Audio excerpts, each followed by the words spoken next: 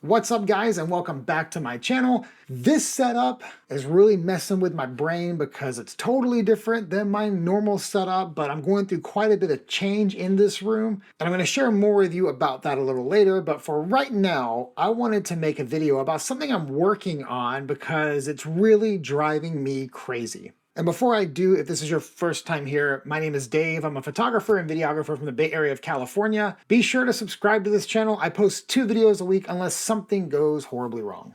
So I've made a few other videos about this project. I've referenced it several times. Obviously, it's a photography project and I'm shooting a lot of it on film. But film introduces a lot of challenges that a lot of people don't think about when you go out and capture something on film, especially if you're trying to create unison between film and digital and work with a lab that kind of understands your look and your vibe, or maybe you're scanning and you're trying to dial in your film edits to match everything. Let's just start this video off by acknowledging how many variables there are in film photography.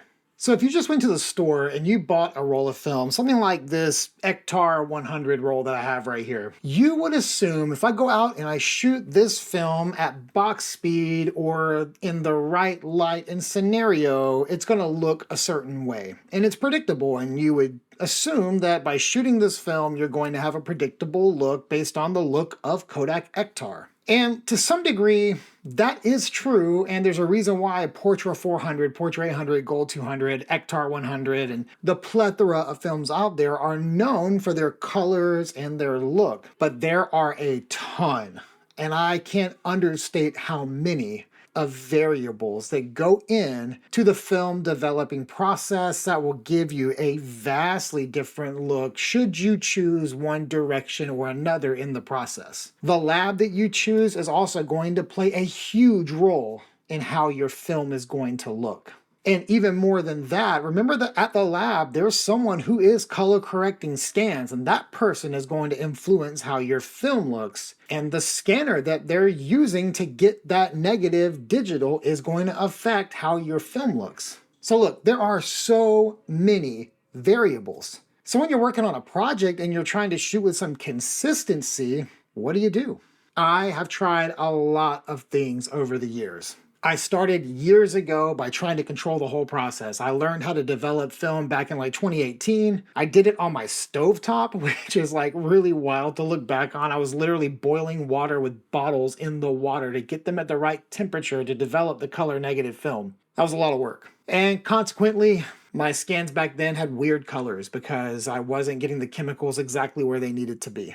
So then I thought to myself, I'll find a lab that I like to work with. And I must have tried a dozen labs over a couple of years, and I really liked a lot of them. In fact, I would even say I really liked most of them. But there were 2 things I didn't like about that process. The first is having to literally package and mail film, which just added more cost on an already expensive medium. So then it just made sense to bulk send film. Wait till I have like 5 or 6 or 7, 10 rolls and send all those at once. But I wasn't shooting film at a rate that made a ton of sense. And that was my second thing, was time. I was having to literally just like wait till I could bulk film up and send it off. And if I needed something quick, or wanted to like evaluate a certain film stock, or if a camera was working properly, it would take weeks to just get the results to know what to do next. I'm not the kind of creative that does really well just sitting around waiting for something. Like if I need to know if something works, I need to know if it works so I can get that thing going. I tend to work at a pretty quick pace on almost every project that I do.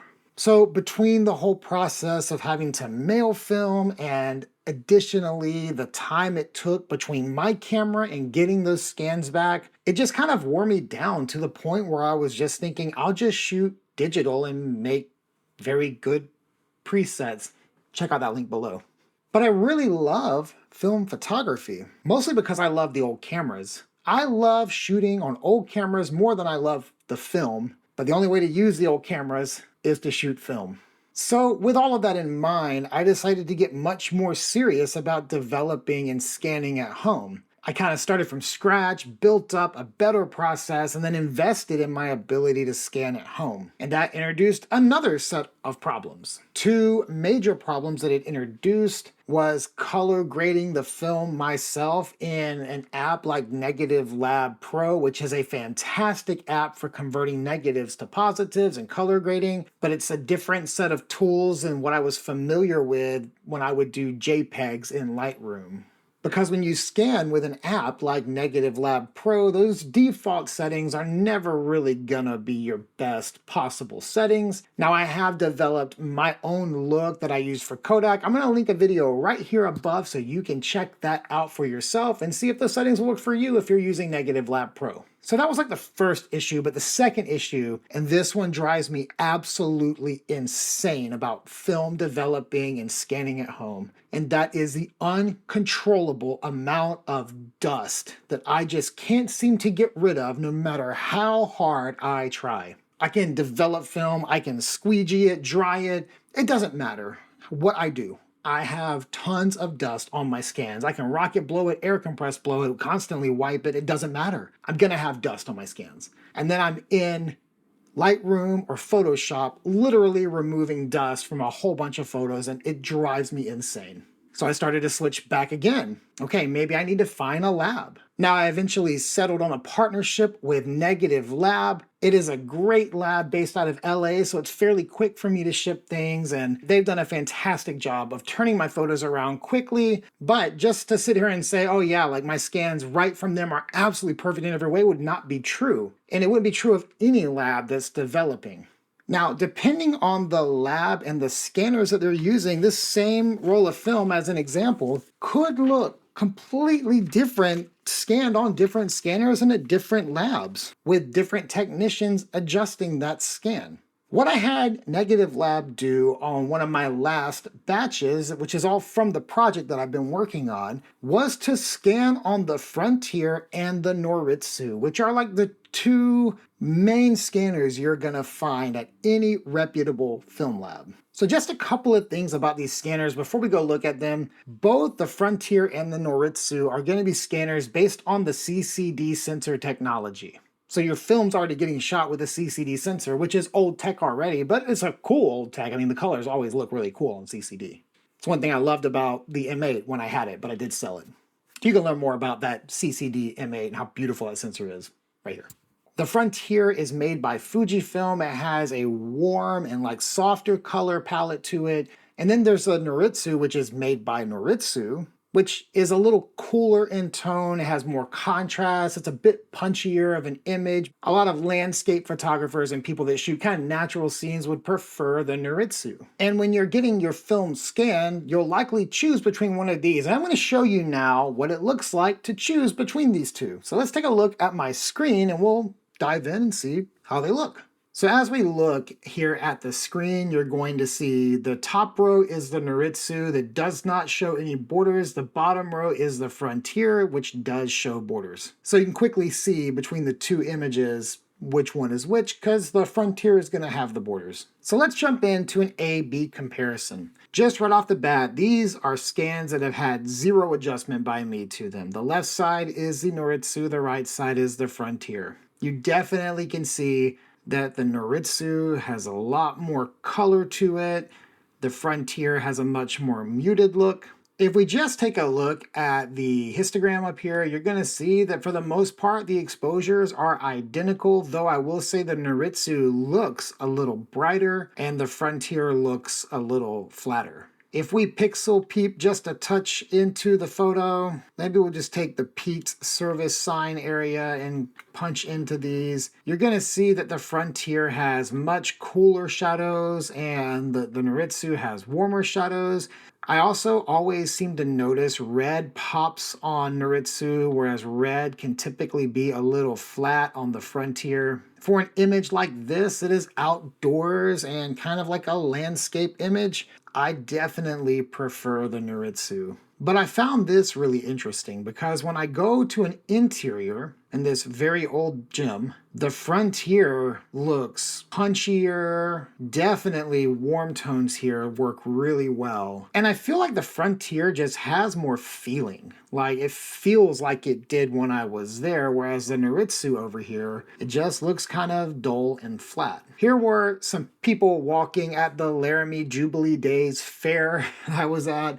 That was wild and fun. We're going to punch in on these people and the stand that is behind them. I found this one super interesting because we have the frontier on the right, the Noritsu on the left. I actually prefer the vibrancy of the Noritsu, but if you do some research, you read that the Noritsu is typically sharper, but the frontier is much sharper on this same negative than the Noritsu is. And I'm judging that based upon the word corn dogs and lemonade in the background. I love how the yellows look on the frontier, but I love the reds of the Noritsu. I don't see a ton of difference in the skin tones, except that the frontier looks a little punchier than the Noritsu does, which again I find surprising because from what I've read about these two different scanners, I would expect more of that on the Noritsu, but here you go, a film variable. And it could be that whoever edited this film made these decisions, but it also just might be a characteristic of the lighting in this shot or what the shot is of or the scanner. I don't really know. And that's what this video is about, the variables of film. If you look at the stoplight here, you can see that the red luminance is pretty low on the Frontier, but it's really great on the Noritsu. I don't know, it's a tough call. It's driving me crazy. This one is really interesting because this is a very blue building. On the Noritsu, I have a lot of warmth in this image. In the Frontier, it's very cool, which again, go read about these scanners and the opposite is supposed to be true, but here we are. And this Frontier scan just looks green. It doesn't look at all like it did in real life, and this also is a style that I would not ever use. I would make massive edits to this, whereas the Noritsu is a little more true to life, except the blue was definitely way more vibrant, which I'm not able to grab it with that slider. Maybe it's recognizing it as teal. Yeah, there you go. Also on this scan, here's another variable. We've got an artifact on the Noritsu side that's not on the Frontier side. And again, you're just seeing all of the variables of shooting film.